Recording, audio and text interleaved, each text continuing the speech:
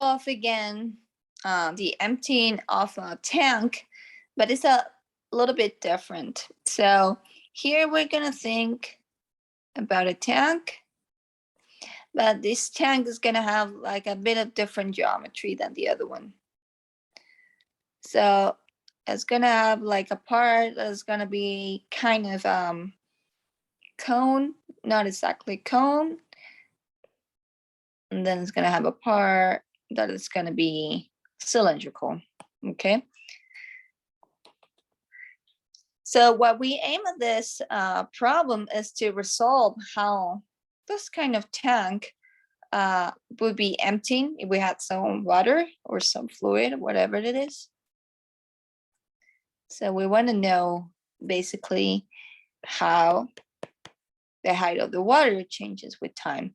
This is obviously an open ending. We're going to suppose that this open ending has a fixed radius that is going to be really small. Okay, so R0 is the radius. And it's really small.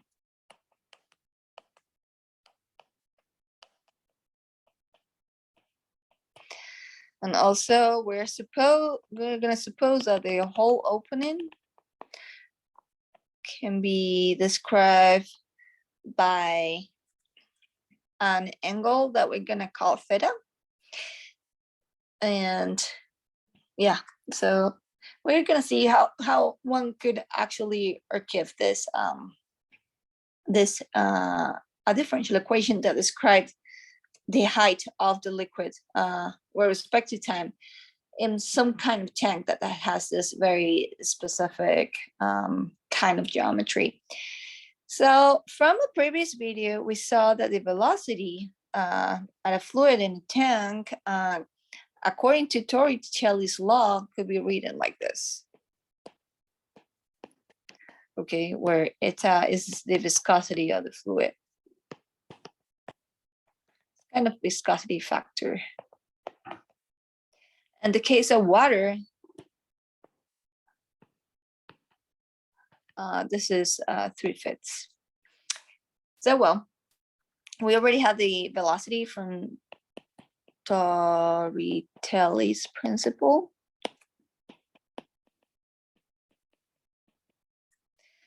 So it's something really important that we're gonna use. And let me call here this height, let's call it differential of ST. Here, when we are parting this is like kind of cone. And this is like kind of cylinder. Okay, so realize something. If we put here like a fix here, and we're fixing this point, and we start looking at the amount of water that is here, and the amount of water that's gonna pass to the second part is actually the same one. So basically the amount of water in the cone that's gonna be passing through this fixed boundary is gonna be the same as the amount of water that is received in the cylinder.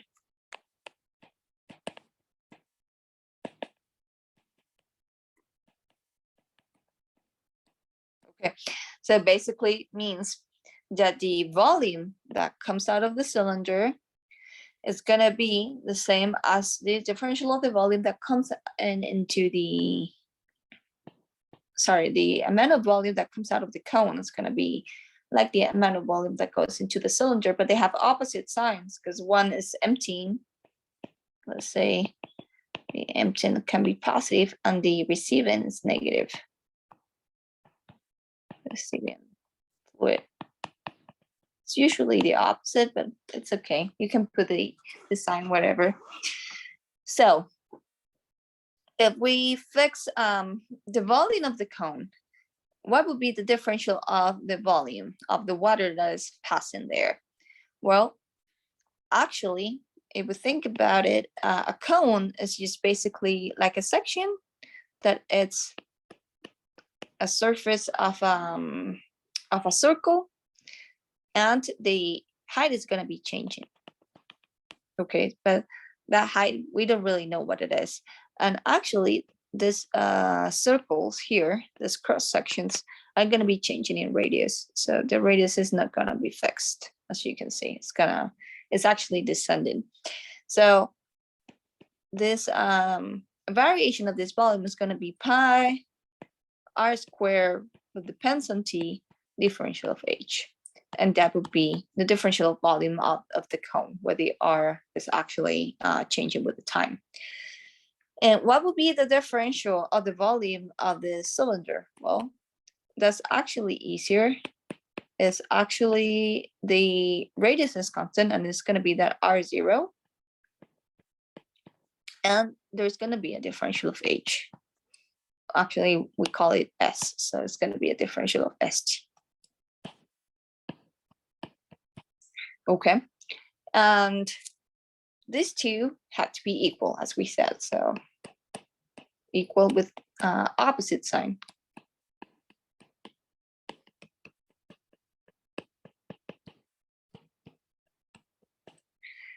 Okay, so realize here that this r, we can put it in terms of the h, which is what we would like, and this s, we would like to put it also in terms of the height.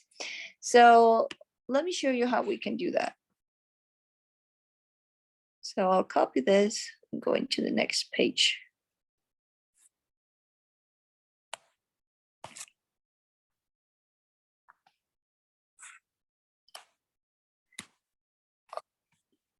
So how do we put this?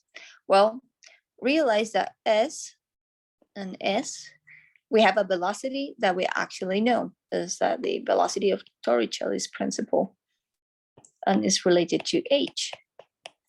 And we're going to suppose that the velocity, well, it's not supposing, it's what it is the equation. The velocity is how the differential of s, which is the height that we're taking into the cylinder part, changes with t. So basically, that means that we can write the differential of s as the velocity differential of t. Okay, so it would be this.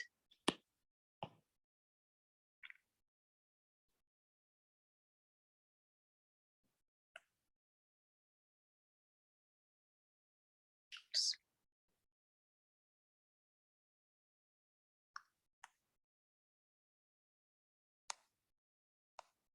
This differential of t. Sorry, it's a little bit little. I'll just rewrite it. 2e differential of t.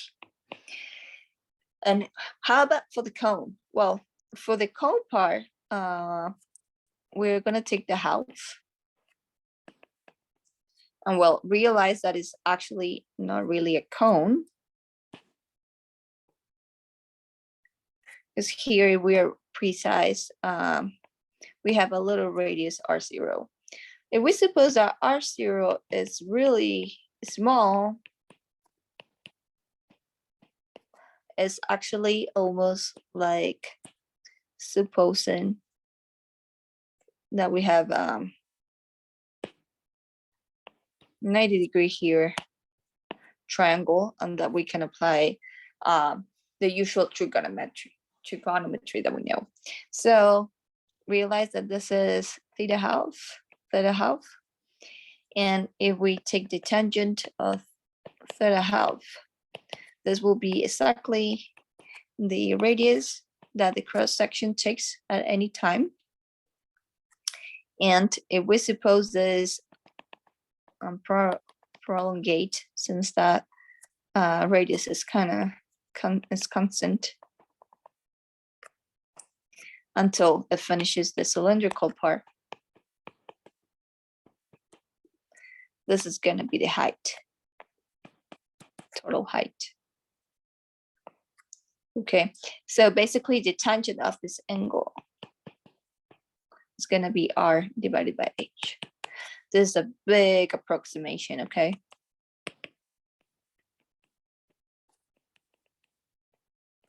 But it's the only way to solve the problem. Otherwise, we will have to solve it numerically. So if we want to do some practice with analytic stuff, we better do this approximation. So, well, from here, then it's easy because we already have the expression for the square radius that we need.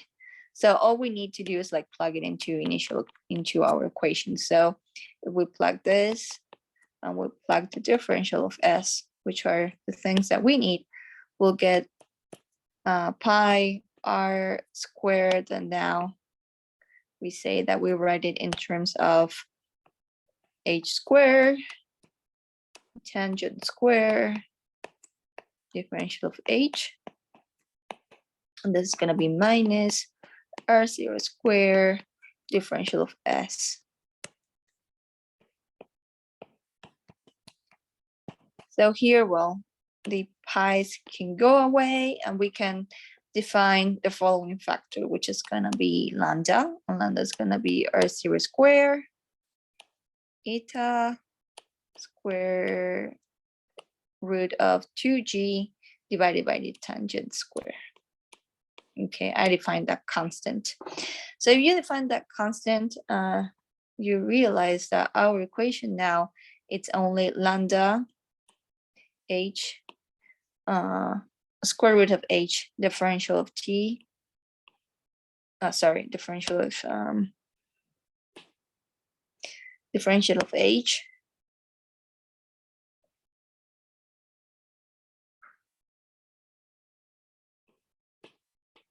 equals no, sorry, this is the right hand side. Sorry, let me rewrite it. This would be lambda h square. I'm taking the right hand side part. Differential of t, the differential of t, and this would be minus h square. I'm going to put the sign on the right hand side, differential of h. And this is a very, very simple equation. The variables are separate.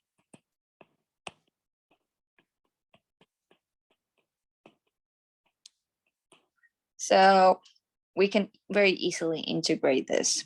So if you integrate this equation, you will just simply get something like h to this power 5 halves is going to be certain constant minus lambda times 5 halves. And well, if you want to write it with the definition of what lambda was, which is k is the constant of integration that comes out from the integration.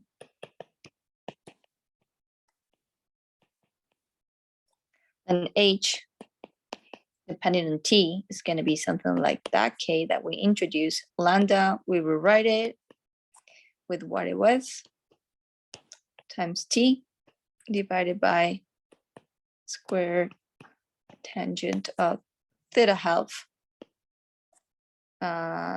This is all multiplied by 5 halves and to the power of 2/5. And this would be the expression for the height in one of these specific tanks with such geometry, where we have that the water is passing from something like a cone, but we made it a cone by all the approximations that we made, and a cylinder, okay, and where the water is not lost from one part to the other, all the same current of water is passing through, and we have gotten the expression to derive the height of the fluid inside this kind of tank with geometry. So it would be really easy to just generalize this to any other geometry. Just think of, if it's not a cylinder, just think of any other specific geometry that you can model, that you can know how the radius changes with time. And there you go.